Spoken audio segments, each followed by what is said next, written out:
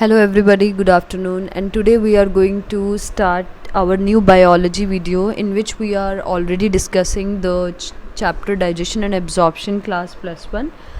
All of you, those who are biology students, they can subscribe to my channel in order to get the daily update of the videos, and they can also like and share this video. So the first thing today we are going to discuss, just after the digestive glands and alimentary canal, is the digestion of food. The process of digestion जो होती है हमारे अंदर खाना digest होता है वो mechanical and chemical process से होता है. Now what is mechanical process is something जैसे कि हम अपनी मिक्सी में कोई चीज़ डालकर उसे चर्न करते हैं. इन द सेम वे हमारी बॉडी जो भी हम खाना खाते हैं वो कॉम्प्लेक्स फॉर्म में होता है, वो बड़ा होता है, तो उसे पहले मकैनिकली छोटा बनाती है और फिर उसके ऊपर किसी केमिकल चीज़ का असर करती है. Because everything which is going inside our body वो कॉम्प्लेक्स से सिंपल में बन रही है, and that are all the result of the chemical reactions. तो आपको ये याद रखना है कि ये सारा procedure mechanical and chemical processes से होता है. मोर ओवर अगर हम बात करें अपनी बक्कल कैविटी की, तो हमारा जो माउथ है which involves the tongue and teeth, they helps in mastication of food. Mastication of food means उसको अच्छे से ब्रेक करने में हेल्प करते हैं टीथ, और फिर उसको स्वेलोइंग करने में हेल्प करती है हमारी tongue. So teeth and tongue with the help of saliva and all both of them, teeth and tongue, they help us with the help of saliva. जो हमारे माउथ में सलाइवा होती है उसकी हेल्प से हम अपने फूड को मिक्सअप करते हैं. और म्यूकस जो होता है सलाइवा के अंदर वो हमारे खाने को ल्यूब्रिकेट करता है, यानी गीला करता है, और एडहेयर करता है मीन्स चिपकाता है, और उसको बोलस में कन्वर्ट कर देता है. वो बोलस फिर हमारे फेरिंग्स में पास होता है, and pharynx I have already told you in the previous video that it is a common connection जहाँ हमारा नोज़ का नेसल चैम्बर और माउथ का बक्कल कैविटी कॉमन हो जाता है. And then it moves inside the oesophagus by swallowing. निगलने की प्रोसेस को हम कहते हैं डीग्लूटिशन. बोलस जो हमारा बन गया अब खाने का, जो हमने खाना खाया and it turns into bolus, ये हमारे फूड पाइप से होकर मस्कुलर कॉन्ट्रैक्शंस की हेल्प से नीचे जाता है, जिन्हें हम पेरिस्टल्टिक मूवमेंट्स कहते हैं. अब ये पेरिस्टल्टिक मूवमेंट्स बिल्कुल सेम है जो वॉमिटिंग के टाइम पे खाने को ऊपर की तरफ लेके आती हैं, and most of the people create certain sounds while vomiting. So जो चीज़ हमारी अंदर से बाहर को लेके आती है वही चीज़ हमारे बाहर से अंदर की तरफ लेकर जाती है खाने को, and these are called as peristaltic movements. और जब हम वॉमिट करते हैं तो उनको हम रिवर्स पेरिस्टल्टिक मूवमेंट्स कहते हैं, क्योंकि उस वक्त हमारा खाना और पेरिस्टल्टिक मूवमेंट्स ऑपोजिट डायरेक्शन में होती हैं. Now the gastro oesophageal sphincter, जिसका मतलब है ईसोफेगस यानी कि फूड पाइप और गैस्ट्रो यानी कि स्टमक, उनके अंदर एक स्फिंक्टर होता है जिसे आप टैप कह सकते हैं. जब वो ओपन हो जाता है तो हमारा खाना स्टमक के अंदर चला जाता है. And then the saliva secreted contains, हमारी जो माउथ में सलाइवा होती है उसमें इलेक्ट्रोलाइट्स होते हैं like sodium, potassium chloride, bicarbonate, और एंजाइम्स भी होते हैं लाइक सलाइवरी अमाइलेस, जिसका दूसरा नाम टाइलिन भी है, PTYLIN, ptyalin. It is another name for salivary amylase, जिसका pH जो है वो 7 to 8 की रेंज में होता है. And there is also an enzyme which is called lysozyme in our mouth. अब ये जो केमिकल प्रोसेस होती है डाइजेशन के ऑरल कैविटी में स्टार्ट होती है, वो स्टार्ट होती है हमारे कार्बोहाइड्रेट के स्प्लिट होने से. By the hydrolytic action of the carbohydrate splitting enzyme the salivary amylase. 30% of starch. आज हम ये पढ़ेंगे कि हमारी बॉडी में खाना डाइजेस्ट कैसे होता है. For example you are taking the starch, आप पोटैटोज़ खाते हैं, राइस खाते हैं, वीट खाते हैं, उन सब में स्टार्च होता है. तो 30% जो स्टार्च होता है वो एंजाइम माल्टोज़ की हेल्प से, जो हमारा एंजाइम सलाइवरी अमाइलेस होता है जिसका pH 6.8 होता है, उससे माल्टोस में कन्वर्ट हो जाता है. तो this is the first reaction जो फूड खाने के बाद हमारी बॉडी में होता है. जो भी खाने में स्टार्च होता है वो सलाइवरी अमाइलेस की pH रेंज से माल्टोस शुगर में कन्वर्ट हो जाता है. And what does the lysozyme do? Lysozyme जो है वो सलाइवा में प्रेजेंट होता है, और ये एंटी बैक्टीरियल एजेंट होता है जो हमारी बॉडी में इन्फेक्शंस को प्रिवेंट करता है. Now moving on to the next, ये तो आपने याद रखना है माउथ में। While preparing the notes you will write in the notes कि हम सबसे पहले माउथ में क्या हो रहा है, आपने ये ध्यान रखना है। माउथ में ये हो रहा है कि स्टार्च माल्टोज शुगर में कन्वर्ट हो रहा है हमारे माउथ में सलाइवरी अमाइलस और पीएच के साथ। अब हम स्टमक पे चलते हैं, तो आप नेक्स्ट हेडिंग नोटबुक में डालेंगे स्टमक। स्टमक में क्या होता है, स्टमक के पास गैस्ट्रिक ग्लैंड्स होते हैं और गैस्ट्रिक ग्लैंड्स में 3 तरह के सेल होते हैं। इससे आप चार्ट भी बना सकते हैं कि स्टमक के 3 टाइप्स ऑफ सेल्स होते हैं, म्यूकस नेक सेल्स, पेप्टिक और चीफ सेल्स या पेराइटल और ऑक्सेंटिक सेल्स। पेप्टिक का दूसरा नाम चीफ सेल्स है और पेराइटल का दूसरा नाम ऑक्सेंटिक सेल्स है। नाउ जो म्यूकस सेल्स होते हैं वो क्या करते हैं, म्यूकस सिक्रीट करते हैं। पेप्टिक सेल्स जो हैं वो पेप्सिनोजन को सिक्रीट करते हैं और पेराइटल और ऑक्सेंटिक सेल्स HCl और इंट्रिंसिक फैक्टर को सिक्रीट करते हैं। Now what is the intrinsic factor, ये एक ऐसा फैक्टर है जो हमारी बॉडी में विटामिन B12 की एब्जॉर्प्शन करवाता है। अब स्टमक में जो खाना है वो 4 से 5 घंटे रहता है, फूड मिक्स होता है with the acidic gastric juice, हमारे स्टमक के गैस्ट्रिक जूस के साथ मिक्स होता है जो कि एसिडिक होता है नेचर में, और फिर उसमें चर्निंग मूवमेंट्स होती हैं, यानी जिस तरीके से मिक्सी में खाना घूमता है वैसे ही हमारे स्टमक में मस्कुलर वॉल की हेल्प से खाना घूमता है और अब ये बोलस से चाइम में कन्वर्ट हो गया। यानी अगर आप इसकी सीरीज़ नोट करें तो पहले फूड था, जब हमने स्वेलो किया तो वो बोलस बन गया, बोलस के बाद जब वो स्टमक में पहुंचा तो इट बिकम्स चाइम। इस फूड को हम क्या कहेंगे, चाइम, क्योंकि वो चर्न हो चुका है, चर्निंग मूवमेंट्स के बाद it becomes chyme. Now the proenzyme pepsinogen जो है वो जब वो HCl के कांटेक्ट में आएगा तो वो पेप्सिन में कन्वर्ट हो जाएगा, और पेप्सिन एक प्रोटियोलिटिक एंजाइम है। प्रोटियो का मतलब प्रोटीन एंड लिटिक का मतलब ब्रेक करवाने वाला। तो ऐसा एंजाइम जो प्रोटीन को ब्रेक करता है इज कॉल्ड पेप्सिन। वो कहाँ प्रेजेंट होता है, पहले वो पेप्सिनोजन की फॉर्म में प्रेजेंट होता है पेप्टिक में, और ये इसकी इनएक्टिव स्टेज है। लेकिन जैसे ही ये HCl के कांटेक्ट में आता है इट बिकम्स पेप्सिन। अब पेप्सिन का मेन काम क्या है कि वो प्रोटीन्स को प्रोटियोसिस और पेप्टॉन्स में कन्वर्ट करेगा, यानी स्मॉलर यूनिट्स में कन्वर्ट करेगा। और जो म्यूकस और बाइकार्बोनेट्स हैं वो गैस्ट्रिक जूस में प्रेजेंट होते हैं ताकि वो फूड को ल्यूब्रिकेट यानी गीला कर सकें और बचा सकें किसी भी तरीके की प्रॉब्लम से बचा सकें। हमारे आउटसाइड जो एलिमेंट्री कैनाल होती है, HCl सबसे स्ट्रॉन्गेस्ट एसिड होता है, तो वो तो उससे ख़राब होनी चाहिए। तो ख़राब क्यों नहीं होती एलिमेंट्री कैनाल HCl के प्रेजेंट होने के बाद भी, because it has a mucus layer all around it जो उसको HCl को उसके कॉन्टैक्ट में नहीं आने देती। देन HCl जो है उसका एसिडिक pH 1.8 होता है जो कि पेप्सिन की वर्किंग के लिए बेटर होता है। Then there comes another enzyme जिसे हम रेनिन कहते हैं, और ये सिर्फ बच्चों के, इन्फेंट्स का मतलब न्यूबॉर्न बेबीज़ जो होते हैं उन्हीं के गैस्ट्रिक जूस में होता है, क्योंकि ये एक ऐसा एंजाइम है जो मिल्क के प्रोटीन्स को डाइजेस्ट करवाता है। स्मॉल अमाउंट ऑफ लाइपेसेस भी प्रेजेंट होते हैं हमारे गैस्ट्रिक ग्लैंड्स में जो फैट्स को डाइजेस्ट करते हैं। अब बहुत सारी मूवमेंट्स होती हैं हमारी मस्कुलरिस लेयर में स्मॉल इंटेस्टाइन की, एंड दीज मूवमेंट्स जो हैं they help in the mixing of food, बहुत सारी सिक्रीशंस करके they facilitate the digestion. For example bile, pancreatic and intestinal juice, ये वो सिक्रीशंस हैं जो स्मॉल इंटेस्टाइन रिलीज़ करती हैं।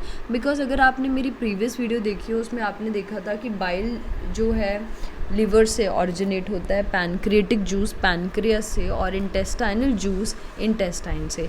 ये सारे आकर स्मॉल इंटेस्टाइन में ही रिलीज़ होते हैं कॉमन बाइल डक्ट की हेल्प से। पैनक्रेटिक जूस एंड बाइल ये हेपेटोपैनक्रेटिक डक्ट से रिलीज़ होते हैं, और पैनक्रेटिक जूस का कॉन्स्टिट्यूशन आपको अलग से लिखना है कि पैनक्रेटिक जूस में क्या होता है। It has trypsinogen, chymotrypsinogen, procarboxypeptidase, amylase, lipase and nucleus. ये सारे एंजाइम्स हैं जो हमारी बॉडी में अलग अलग चीज़ों को डाइजेस्ट करते हैं।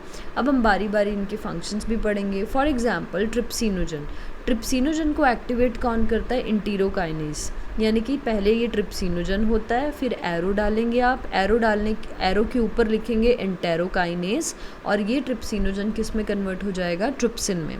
और ये कौन सिक्रीट करता है, ये इंटेस्टाइनल म्यूकोसा सिक्रीट करता है और उसे ट्रिप्सिन में कन्वर्ट करता है, क्योंकि ट्रिप्सिन जो है वो प्रोटीन्स को डाइजेस्ट करता है। और बाकी एंजाइम्स को भी एक्टिवेट करता है। तो जो बाइल जूस ड्यूडेनम में रिलीज़ हुआ था यानी स्मॉल इंटेस्टाइन में रिलीज़ हुआ था, उसमें बाइल पिगमेंट्स होते हैं। डू यू नो कि लीवर जो 2 पिगमेंट्स रिलीज़ करता है, they are called as bilirubin and biliverdin. इसके साथ साथ वो बाइल सॉल्ट्स, कोलेस्ट्रॉल और फॉस्फोलिपिड्स भी करता है, लेकिन बाइल कोई एंजाइम सिक्रीट नहीं करता।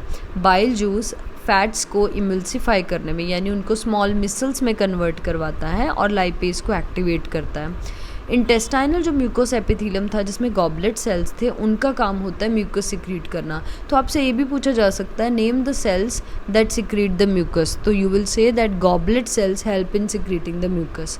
अब ये जो सिक्रीशंस है ब्रश बॉर्डर सेल्स की म्यूकोसा के along with the secretion of goblet cells, इनके अंदर इंटेस्टाइनल जूस होता है। और what is the other name of intestinal juice? It is called as succus entericus. इस जूस के अंदर डाइसेक्राइड्स होते हैं, एंजाइम्स होते हैं लाइक डाइसेक्राइडेसिस जो डाइसेक्राइड्स को डाइजेस्ट करते हैं, डाइपेप्टिडेसिस जो प्रोटीन्स को डाइजेस्ट करते हैं, लाइपेसेस जो फैट्स को डाइजेस्ट करते हैं, न्यूक्लियोसाइडेसिस जो शुगर और बेसिस को डाइजेस्ट करते हैं। तो म्यूकस और बाइकार्बोनेट्स पैनक्रियास से जो आता है वो इंटेस्टाइनल म्यूकोसा को प्रोटेक्ट करता है एसिड से और उसको एल्कलाइन मीडियम यानी कि बेसिक मीडियम प्रोवाइड करता है जिसका pH 7.8 होता है, जो कि सारी एंजाइम एक्टिविटीज़ के लिए फेवरेबल होता है। अब नेक्स्ट इंपॉर्टेंट थिंग, जो सब म्यूकोसा लेयर थी उसके अंदर जो सब म्यूकोसल ग्लैंड्स होते हैं उनका दूसरा नाम होता है ब्रूनर ग्लैंड, और यही ब्रूनर ग्लैंड जो होते हैं वो अल्कलाइन मीडियम करने में हेल्प करते हैं। नाउ यू नो ये जितने भी हमने टर्म्स पढ़ी, goblet cell, succus entericus, Brunner's glands, sphincter या रोल ऑफ एनीथिंग, ये हमें हेल्प करेंगे because they can come in 1 marks question. Now the basic thing of digestion of food, सबसे पहले जो हमने की थी, उसके बाद ये सेकंड हमारी रिएक्शन है जो हमें याद करनी है कि जितने भी प्रोटीन्स या छोटे छोटे प्रोटीन्स और बहुत छोटे प्रोटीन्स हैं वो ट्रिप्सिन, कीमोट्रिप्सिन और कार्बोक्सी पेप्टाइडेज डाइपेप्टाइड्स में कन्वर्ट कर देती हैं। यानी ऐसे प्रोटीन्स में जिसमें सिर्फ 2 अमाइनो एसिड होते हैं उनको हम डाइपेप्टाइड कहते हैं, क्योंकि प्रोटीन्स किससे बने होते हैं? अमाइनो एसिड्स की लॉन्ग चेन से, और अगर हम 2 अमाइनो एसिड को जोड़ते हैं तो उसको हम डाइपेप्टाइड कहते हैं। तो प्रोटीन्स का मतलब बहुत लंबी चेन, और इनके एक्शन से ये जो डाइपेप्टाइड बना इसमें सिर्फ 2 अमाइनो एसिड होंगे। नेक्स्ट, कार्बोहाइड्रेट्स जो हमारे चाइम में होते हैं उनके ऊपर अमाइलेस, पैनक्रेटिक अमाइलेस एक्ट करता है और वो डाइसेक्राइड में कन्वर्ट हो जाते हैं। इसका मतलब होता है बहुत लंबी लंबी शुगर्स, क्योंकि स्टार्च एक ऐसी शुगर है जिसमें बहुत सारे ग्लूकोज जुड़े हुए हैं, glucose glucose glucose glucose, so many glucose. तो ये अमाइलोस जो है उसको ऐसी शुगर में कन्वर्ट करता है जिसमें सिर्फ 2 ही ग्लूकोज हों, ग्लूकोज प्लस ग्लूकोज ओनली। इसे हम डाइसेक्राइड करते हैं, क्योंकि डाई का मतलब होता है 2, तो सिर्फ 2 ही शुगर के मॉलिक्यूल्स आपस में अटैच हो सकते हैं, चाहे ग्लूकोज और फ्रुक्टोस हो जाएं, चाहे ग्लूकोज और गैलेक्टोस हो जाए, एंड सो ऑन।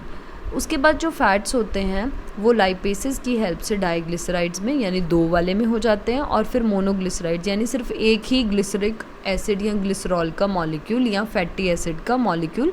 ये वो रिएक्शन है जो आपने 10th में मिसल फॉर्मेशन में पढ़ी थी। आपने ग्लिसरॉल की हेल्प से, फैटी एसिड की हेल्प से क्या बनाया था? सोप बनाया था। तो इन द सेम वे यहाँ पर फैट्स को ख़त्म करने का तरीका है, उसका मोनो यूनिट मोनोमर क्या होगा? मोनोग्लिसराइड्स बनेंगे। Then there are nucleic acids like DNA and RNA. RNA you know कि प्रोटीन्स बनाने में हेल्प करते हैं, बट समटाइम्स उनको डाइजेस्ट करने की ज़रूरत पड़ती है, तो वो न्यूक्लियोटाइड्स में कन्वर्ट हो जाते हैं। न्यूक्लियोटाइड्स फिर न्यूक्लियोसाइड्स में कन्वर्ट हो जाते हैं। ये सारे एंजाइम्स जो हैं वो सक्कस एंटेरिकस यानी कि स्मॉल इंटेस्टाइन में एक्ट करते हैं और फिर इन सबको किस में कन्वर्ट कर देते हैं? और भी छोटे मॉलिक्यूल्स में। जैसे dipeptide, I have already told you कि इसके अंदर 2 अमाइनो एसिड होते हैं, तो जब हम इसमें डाइपेप्टिडेसी लगाएंगे, याद रखना जो भी एंजाइम होगा उसके आगे एसिस लगा होगा, एस एस एस एस, देखिए सारों के आगे एस लगा हुआ है। तो डाइपेप्टाइड्स डाइपेप्टिडेसी की प्रेजेंट में अमाइनो एसिड्स में कन्वर्ट हो गया। माल्टोस माल्टेस की प्रेजेंट में ग्लूकोज प्लस ग्लूकोज में हो गया। रिमेंबर, माल्टोस हमेशा 2 ग्लूकोज के मॉलिक्यूल देता है। लैक्टोस लैक्टेस की प्रेजेंट में ग्लूकोज और गैलेक्टोस देता है। स्यूक्रोज स्यूक्रेस की प्रेजेंट में ग्लूकोज प्लस फ्रुक्टोस देता है। और न्यूक्लियोटाइड्स न्यूक्लियोसाइड्स बनाते हैं, और फिर न्यूक्लियोसाइड्स जो हैं वो शुगर्स और बेसिस बनाते हैं। देन जो डाई और मोनोग्लिसराइड्स बने थे वो लाइपेसिस की प्रेजेंट में फैटी एसिड्स और ग्लिसरॉल दे देते हैं. सो ये सारे बड़े बड़े मॉलिक्यूल्स पहले हमने थोड़े छोटे मॉलिक्यूल्स में कन्वर्ट किए और लिटरली फिर बिल्कुल ही छोटे मॉलिक्यूल्स में कन्वर्ट कर दिए. तो ये सारा चीज़ें स्मॉल इंटेस्टाइन तक आते आते डाइजेस्ट हो जाती हैं और एब्जॉर्ब हो जाती हैं जेजुनम और इलियम में स्मॉल इंटेस्टाइन के, और जितना भी अनडाइजेस्टेड और अनएब्जॉर्ब सब्सटेंस होता है वो लार्ज इंटेस्टाइन में जाकर स्टोर हो जाता है. सो कोई भी डाइजेस्टिव एक्टिविटी लार्ज इंटेस्टाइन में नहीं होती, उसका काम सिर्फ वाटर, मिनरल्स और ड्रग्स को डाइजेस्ट एब्जॉर्ब करने का होता है या फिर म्यूकस को सिक्रीट करता है वो, ताकि जो अनडाइजेस्टेड वेट है उसे लुब्रिकेट करके वो फीसिस की फॉर्म में स्टोर कर सके सीकम में, ताकि वो बाहर फीकल मैटर की फॉर्म में निकल जाए. सो जितनी भी एक्टिविटीज़ ये ट्रैक में हो रही हैं ये न्यूरल और हार्मोनल कंट्रोल के अंदर भी है. साइट, स्मेल और फूड की प्रेजेंस हमारे ग्लैंड्स को स्टिमुलेट करती है, जिसकी वजह से हमारा सलाइवा निकलता है, और फिर गैस्ट्रिक और इंटेस्टाइनल सिक्रीशंस जो हैं वो न्यूरल सिग्नल से सिक्रीट होती हैं, और हमें बहुत ज़्यादा भूख एकदम से लगती है जब भी हम सेंस या देखते हैं या फिर स्मेल करते हैं फूड को. इसके साथ साथ जो मस्कुलर एक्टिविटीज़ है एलिमेंट्री कैनाल की, वो भी न्यूरल मैकेनिज्म से लोकल और CNS के थ्रू से चलाती है. देन हार्मोनल कंट्रोल जो है डाइजेस्टिव जूसेस का वो लोकल हार्मोन्स करते हैं, और वो गैस्ट्रिक और इंटेस्टाइनल म्यूकोसा की हेल्प से होता है. So all these things are not only alimentary canal regulated, but इसके पीछे उन्होंने ये भी बता दिया कि साइट और स्मेल फूड को रेगुलेट करती है, जो गैस्ट्रिक इंटेस्टाइनल सिक्रीशंस को प्रमोट करती है. इसके साथ साथ आपका CNS और muscular activities as well as your hormones are also involved while digestion. तो ये सारा है आपका digestion of food. I hope you like it and properly understand this video, because इसे समझने के लिए हमें एक एक टर्म को बहुत अच्छे से समझना पड़ता है. If you really like this video, please do comment me in the comment box. If there is any query about it, you can also ask in the comment section. I daily see my comment box if there is any query. And also please learn all these things. There are so many 1 marks, 2 marks question embedded in all this material we have studied yet. Stay tuned to my channel for the daily uploads, and also subscribe to my channel if you are a new viewer. Thank you.